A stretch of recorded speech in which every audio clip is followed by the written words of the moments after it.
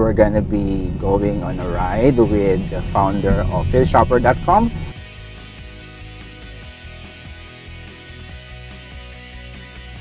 My name is Robert and I am a full-time content strategist, and this channel is all about helping business owners kickstart their content marketing, and we do videos and lessons on branding, marketing, content production, and strategies.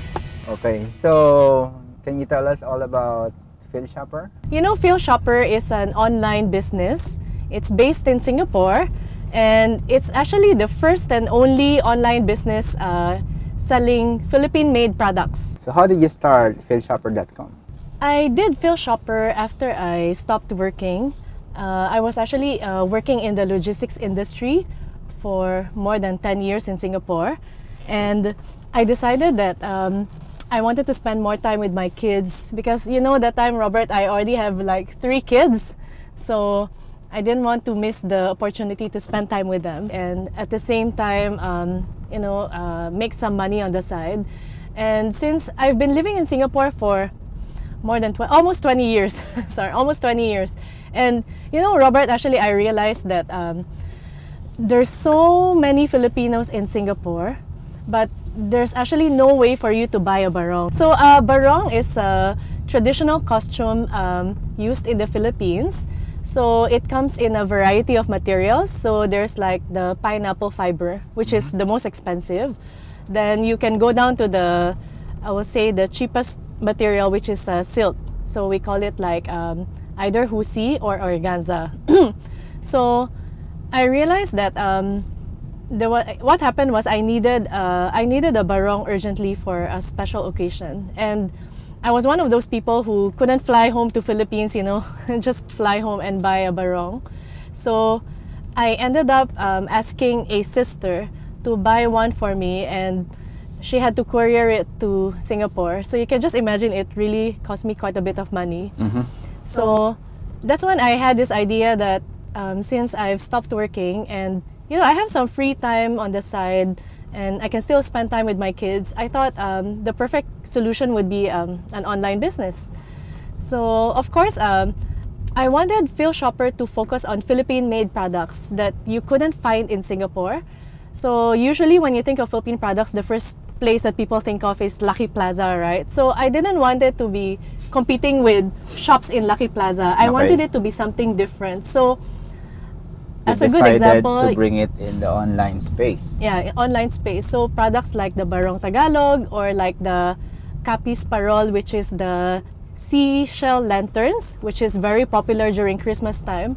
Those are not available in Singapore, and I know because I've been living in Singapore for almost 20 years.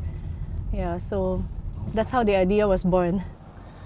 So this is your first foray into a digital business, right? Yes, it is, yeah. And do you know that setting up a business in the digital space is one of the challenging business. And even experienced, you know, entrepreneurs are finding it hard to, you know, kick off and really sell their first dollar. Okay, so what are the challenges that you face initially, and you know, how did you make that first sale online? Is there an anecdotal story behind that? Okay, my first sale online was I actually managed to sell a Christmas lantern, and it was more through word of mouth. So initially of course, we tried to do some campaigns, like we did a countdown that the website was going to be launched, and there was a Facebook page that was going to be launched. Yeah, I know the web design. yeah. And you know, I worked with a great web designer named Robert. So, you know, we did those things, but you know, since I am not really, as you mentioned, this is my first foray into online business. It was, I still have to try to leverage on like physical, you know, networks and your contacts of people to spread the word. So finally, when it was actually a friend who has been looking for seashell lanterns in Singapore, so that was actually my first sale. And how did you feel about selling your first product online? It was actually ecstatic. I was just ecstatic. The idea of selling online, I've never done it, and to actually think that I managed to pull it off, yeah, that was really, really exciting. Yep, Yeah. congratulations for doing that. Yeah. You're one of a handful of business owners because I know a lot of business owners. They started with a physical shop, and then they moved to a digital shop, an online shop, and it's supposed to make things easier for them, but it didn't. And you don't have a physical shop. Yes. You just like switch it on, and yep, I'm selling this stuff. Yeah. Anyway, what's interesting about Filshopper is that it connects Filipinos to their culture, right, to their roots. Okay? Is there a specific reason why you're targeting just like the Filipino culture or the Filipino products? I think Why not yeah. like German products or Italian pasta sauce? Okay, it's obviously the first my starting point is to go to Philippines to look for products, because obviously I was born in Philippines, I grew up in the Philippines. It's a very familiar place to me, so I would not really go and venture to a place that's unfamiliar. Second is being in Singapore for almost 20 years, I feel that Philippine culture is underrepresented. Surprisingly, because there's so many Filipinos living in Singapore, but I find that very obvious things like, for example, the Barong Tagalog, the traditional costume, traditional Philippine costume, you can't easily find it in shops in Lucky Plaza or anywhere and if in you find Singapore. it, it's like freaking expensive, right? Yeah, it's very expensive, and the quality may not be so good, and you have very limited choices. So I am one of those people who realized there was actually this, it always starts with realizing that there's this gap, and realizing that nobody has been, and you want to fill that gap. yeah, nobody has been feeling this need, so it just came naturally because I had this experience of looking for the barong and I couldn't find it. I had to ask my sister to courier it to Singapore. So of course my next idea was, why do I have to buy, why don't I sell it next time? I think that's a pretty good idea. Yeah. Actually, it's good that you mentioned that, because that's really the best starting point for any business owner, is to really experience that need firsthand and build a business by providing a solution and filling that gap and meeting that need. Okay, so how long have you been selling? How many years? How many months? How many years? Okay, Filshopper is turning one this October 2018.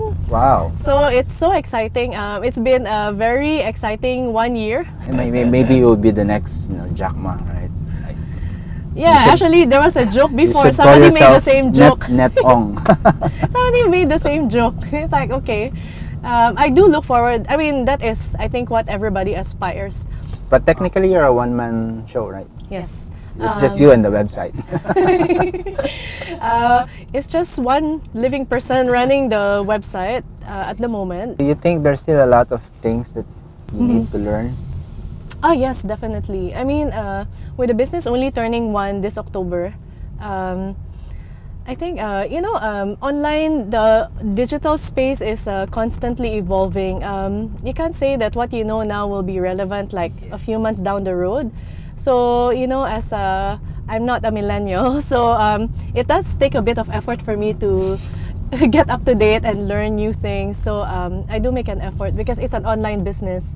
You have to make sure that you connect with your audience. You don't have the benefit of seeing them like in a traditional physical shop. You have people walking into your shop. You don't have that benefit. So you have to find a way to kind of like grab hold of them through the computer screen and make them look at your website and be hooked and be interested. Yeah. And one of the ways that you connect to your target customers is through social media, right? Yes, definitely. So how are you utilizing social media to push your brand forward? We have a Facebook page, we have an Instagram page, and we are also present on Pinterest.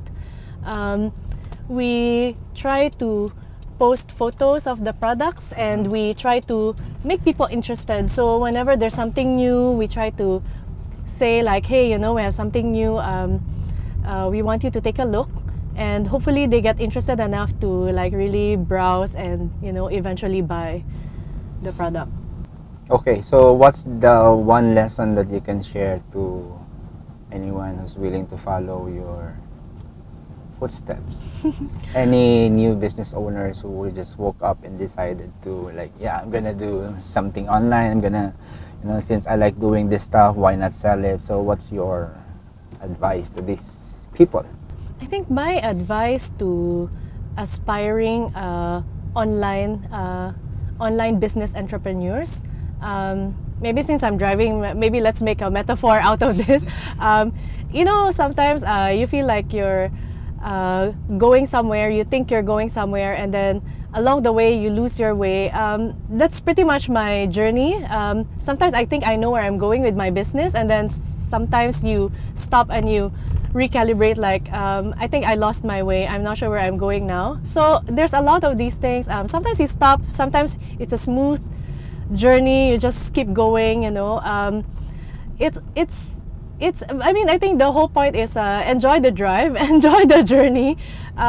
You'll get there eventually, but, you know, pick up a lot of things along the way. Like, don't also just like, you know, just be focused on one thing. There's so many things that you can pick up along the way that you might miss out because you're just looking at one thing. So have a wider perspective, right? Yeah, try to have a wider perspective.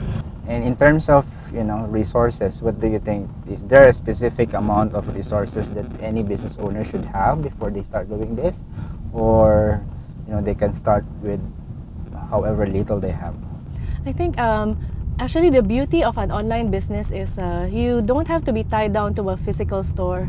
Yeah. So like for me, no rent, right? Yeah, no rents. rental is actually a very big issue, you know. It really takes up a lot of the initial cash layout. So for me, I was freed from this, you know, big investment. So I think it was easier for me to start.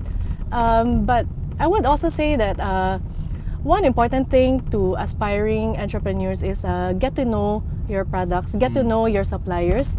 Because if you want to sell this, you have to be convinced that you really like these products. I mean, I don't sell Yes. anything on my website that I don't like. So Yes. I've tried those products. Like, I love eating those mushroom chips, buttons up, mushroom crisps. And I mean, Shout I out. personally like wearing barong Tagalog. I think it's a beautiful, timeless, classic garment. The lanterns, I love hanging Christmas lanterns every year. So the fact that I'm bringing it to Singapore is a big pride and joy, not only for me, but I feel that for a lot of Filipinos, they immediately identify with that. So I'm really quite happy, you know, with the products that I sell. So I think that's one thing. Just do your research, what products you want to sell, who you want to get them from, and, you know, hopefully things work out and, you know, you can put up your online business. Of course, it's also very important to get a very good website developer. So And shout out to strategies. Robert. Yeah, so, you know, make sure that you have if it's an online business, don't take shortcuts. Don't cut corners. You have to have a nice website because And you have basically, to mention that they have to have a good, you know, branding. yeah, you have to have a good Set branding up. because that's how people will perceive your company. The first impressions, right? Remember, Yes. you have to look credible, you have to look nice, and, you know, with so many websites and so many things competing for attention on the net, like, you know, there's YouTube videos, there's like Facebook, you know, people have limited time. You need to have a really catchy, nice, beautiful website, Facebook page, whatever it is, that social media that you want to use. Because you just, as I mentioned, you just want to grab them and, like, you know, keep their attention focused on you. Okay, Nannette, for this part of the show, I'm giving you the airtime to pitch your business and hopefully get millions of buyers for your products on your website. Okay, so just feel free to promote. So please visit us at filshopper.com. You can visit our Facebook page too, or in Instagram or in Pinterest. So remember, filshopper.com, the home of all things Filipino. Thank you for watching this episode of Frame 316's Storytelling Classroom, and I hope you learned a thing or two and Hope to see you on the next episode, and please subscribe for more business strategy content like this in the future.